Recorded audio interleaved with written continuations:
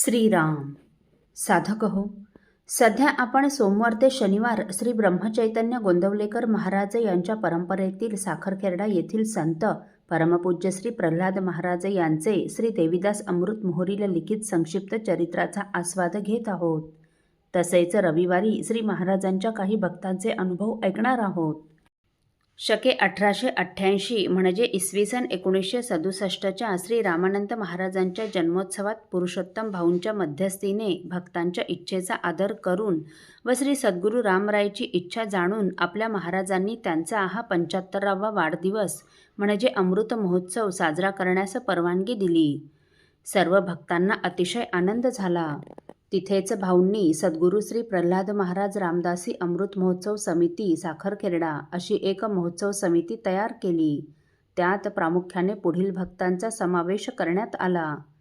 परमपूज्य पुरुषोत्तम भाऊ किंबहुने, बाळाभाऊ एकलारकर, वासुदेवराव मेरेकर, डॉक्टर विनायकराव सकळकळे, दादासाहेब राजेगावकर, श्री कृष्णपंत अंजनकर, यज्ञेश्वर काळे, प्रभाकरराव आळशी आणि बाबूराव राजे यांनी उत्सवातील सर्व कार्यक्रम अतिशय व्यवस्थित व शिस्तबद्ध व्हावे या दृष्टीने कामाचे विभाग पाडून उपसमित्याही तयार केल्या.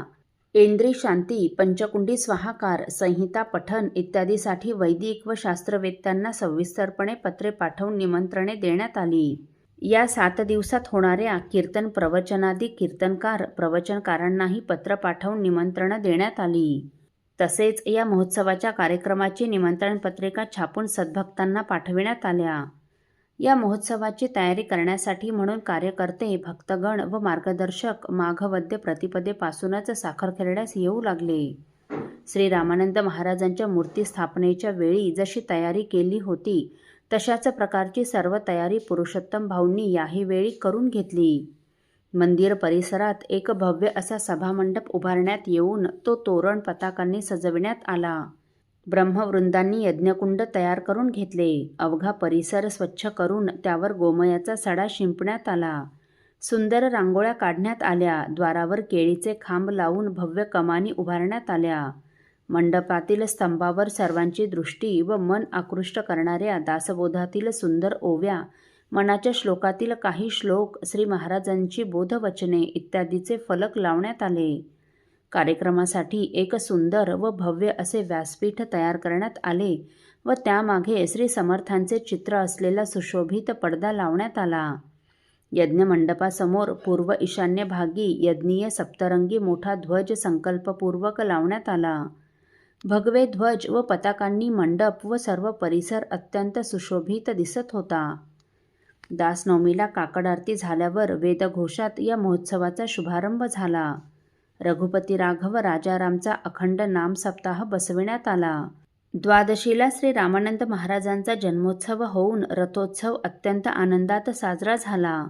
दरवर्षी द्वादशीला प्रसाद घेऊन मंडळी परतत असे, परंतु यावर्षी श्री महाराजांचा अमृत महोत्सव म्हणून आलेली बहुतेक सर्वच मंडळी थांबली होती व रोज मंडळींचे येणे सुरू होते. माघवद्य त्रयोदशीपासून श्री महाराजांच्या या अमृत महोत्सवास प्रारंभ झाला. काकड आरतीनंतर 2 चौरंग व त्यासमोर 2 पाट मांडून त्याभोवती रांगोळ्या काढण्यात आल्या. श्री महाराज व जिजीमायला त्या चौरंगावर बसवून सुवासिनींनी औक्षण केले. त्यावेळी वाद्यांचा मंजूळ ध्वनी होत होता, तर ब्रह्मवृंद वेदमंत्र म्हणत होते. स्नानासाठी 2 सुंदर चौरंग मांडून ठेवले होते. उष्णोदकांनी हांडे भरून ठेवले होते. पंचामृतांची भांडी ठेवण्यात आली होती. औक्षण झाल्यावर पायघड्या घालून व त्यावर फुलांच्या पाकळ्या टाकून त्यावरून श्री महाराज व जिजीमायला स्नानासाठी आणण्यात आले व त्यांना चौरंगावर बसवून मंगल स्नान घालण्यात आले. वाद्यांच्या मंगलमय घोषात ब्रह्मवृंद अभिषेक म्हणत होते. स्नानानंतर श्री महाराज व जिजीमायला यज्ञकंकण बांधण्यात आले. या पंचकुंडी यज्ञ स्वाहाकारासाठी एका कुंडावर श्री महाराज व जिजीमाय यजमान म्हणून विराजमान झाले. इतर 4 कुंडावर वेगवेगळे भक्तगण सपत्नीक बसले होते. अमावस्येला या यज्ञाची पूर्णाहुती झाली. हजारोंच्या संख्येने भक्तमंडळी या अमृत महोत्सवासाठी आली होती. श्री महाराजांना वंदन करून अनेक भक्त वस्त्र व आभूषणे त्यांना अर्पण करीत होते. कोणी त्यांच्या गळ्यात फुलांचे हार घालीत होते, तर काही भक्त श्री महाराजांना शाल श्रीफळ अर्पण करीत होते. काही जिजीमाईला लुगडे खण देत होती, तर काही भक्त महाराजांच्या चरणावर पैसे अर्पण करीत होते. काही भक्त केवळ मनोभावे श्री महाराजांचे दर्शन घेत होते, तर काही भक्त दूर उभे राहून नयनाद्वारे हे दृश्य हृदयात साठवित होते.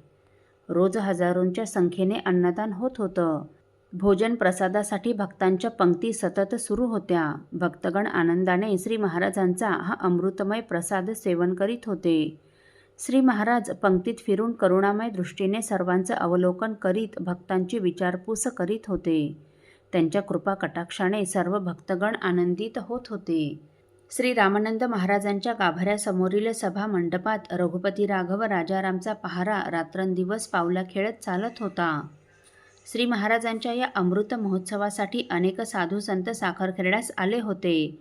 त्यात सर्वश्री परमपूज्य धुंडीराज महाराज, संत श्री पाचलेगावकर महाराज, लोणी संस्थानचे श्री नाना महाराज, यज्ञेश्वर शास्त्री कस्तुरे, तुकाराम गुरु धर्माधिकारी, नांदेडचे अनंत शास्त्री असे अनेक संत महात्मे व कीर्तन प्रवचनकार या कार्यक्रमाला उपस्थित होते. ते पाहून या साखरखेरडा नगरीत संतांचं संमेलन भरल्याचा भास होत होता. 7 दिवसापासून या सर्व संत महंताची कीर्तन प्रवचने होत होती. ते ज्ञानामृत पाजून भक्तांना प्रबोधन करीत होते. भक्तीचं वारं सर्वत्र वाहत होतं. असो साधक हो, परमपूज्य श्री प्रल्हाद महाराजांचा अमृत महोत्सव आपण पुढील भागात देखील ऐकणार आहोत. श्रीराम समर्थ. आपल्यातील कोणा श्रींच्या भक्तांना श्रींचे काही अनुभव आले असतील तर कृपया आपण मला ते 9422843253 अथवा सुनील दादांच्या 9892608401 या व्हॉट्सअप नंबरवर कळवावेत अशी नम्र विनंती. श्रीराम समर्थ.